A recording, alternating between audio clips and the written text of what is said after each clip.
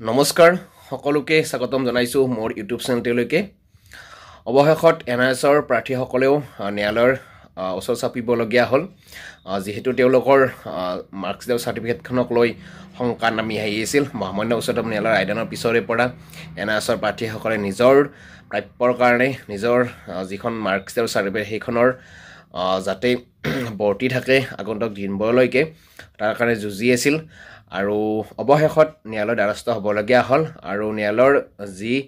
দ্বাৰস্থ হ'ল তাৰে আজি এটা ইনফৰমেশ্যন আপোনালোকক দিব বিচাৰিছোঁ আপোনালোকে গুৰুত্ব সহকাৰে চাব যিহেতু সকলোৱে জ্ঞাত মহামান্য উচ্চতম ন্যায়ালয় এনআইএছৰ যিখন চাৰ্টিফিকেট সেই চাৰ্টিফিকেটখনক 2 বছৰীয়া কোৰ্চৰ সমপৰ্যায় নহয় বুলি কৈছিল আৰু তাৰ পিছতে অসম চৰকাৰৰ শিক্ষা বিভাগে যি নিযুক্তিৰ কাৰণে বিজ্ঞাপন মুকলি কৰি দিছিল আৰু সেই নিযুক্তিত আবেদন প্ৰক্ৰিয়াৰ পৰা বিৰত ৰাখিছিল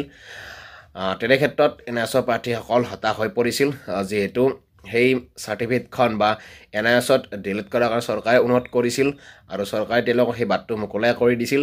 তেনে ক্ষেত্ৰত সেই যিখন চাৰ্টিফিকেট এনআইএছৰ সেই চাৰ্টিফিকেটখন যেতিয়া 2 বছৰীয়া কোৰ্চৰ লগত সমপৰ্যায় নহয় বুলি কোৱাৰ পিছত অসম চৰকাৰৰ শিক্ষা বিভাগত আবেদন কৰিব নোৱাৰিব বুলি ক'লে তাৰ পিছৰে পৰা প্ৰাৰ্থীসকল যথেষ্ট হতাশ হৈছিল আৰু এই ক্ষেত্ৰত চৰকাৰৰ পৰাও কিবা ভাল ৰিয়েকশ্যন আহিব বুলি বা ভাল পৰামৰ্শ আহিব বুলি অপেক্ষা কৰি থকা হৈছিল বা চৰকাৰকো অনুৰোধ কৰি থকা হৈছিল যাৰ কাৰণে শিক্ষামন্ত্ৰী মুখ্যমন্ত্ৰীকো মেমৰেণ্ডাম দিয়া হৈছিল কিন্তু কোনো ধৰণৰ সঁহাৰি নোপোৱাত অৱশেষত এনআইএছৰ প্ৰাৰ্থীসকলে ন্যায়ালয়ৰ ওচৰ চাপিবলগীয়া হৈছিল আৰু ন্যায়ালয়ৰ যিটো প্ৰথম শুনানি হৈছিল আৰু সেই শুনানিটো হোৱাৰ পিছত অৱশেষত আকৌ ফেব্ৰুৱাৰী 28 তাৰিখলৈকে পিছুৱাই দিছে 28 তাৰিখে আকৌ হিয়াৰিং আছে আৰু সেই হিয়াৰিঙত কি হয় পৰৱৰ্তী পৰ্যায়ত আপোনালোকক জনাম এতিয়া প্ৰথমতে যি দ্বাৰস্থ হ'ল ন্যায়ালয়ৰ আৰু সেই ন্যায়ালয়ত এতিয়ালৈকে কোনো ধৰণৰ মীমাংসা হোৱা নাই পুনৰবাৰ 28 তাৰিখলৈকে পিছুৱাই দিছে ফেব্ৰুৱাৰীৰ আৰু 28 তাৰিখত কি হয় সেইটো সম্পূৰ্ণৰূপে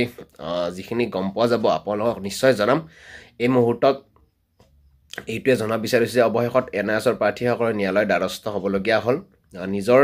মাৰ্কশ্বিট আৰু চাৰ্টিফিকেটৰ কাৰণে কাৰণ বহু কষ্ট কৰি এই চাৰ্টিফিকেটখন লৈছিল আৰু তেনে ক্ষেত্ৰত যিহেতু আবেদন প্ৰক্ৰিয়াৰ পৰা তেওঁলোকক বঞ্চিত কৰি ৰখা হৈছিল তেনে ক্ষেত্ৰত কিন্তু চৰকাৰৰ পৰাও এটা ভাল সঁহাৰি আহিব বুলি প্ৰাৰ্থীসকলে আশাৰে বাট চাই আছিল যাৰ কাৰণে বহুদিন গুৱাহাটীলৈ যাবলগীয়া হৈছিল প্ৰাৰ্থীসকল এনআইএছৰ অফিচৰ পৰাও আশ্বাস দিছিল কিন্তু কোনো ধৰণৰ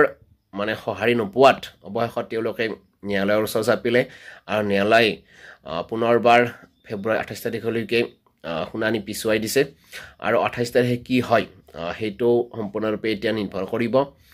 গতিকে আশাবাদী এনআইএছৰ প্ৰাৰ্থীসকলৰ কাৰণেও ভাল খবৰ আহক আৰু কি আহে সম্পূৰ্ণ আপডেট আপোনালোকক জনাম জাষ্ট আপোনালোকক আজি এইটোৱে দিলোঁ বহুতে জানিব বিচাৰি আছিল যে কি হ'ল কেছৰ আৰু আজি এটা অৰ্ডাৰ ওলাইছে যে 28 তাৰিখলৈকে পিছুৱাই দিছে আৰু সেই 28 তাৰিখত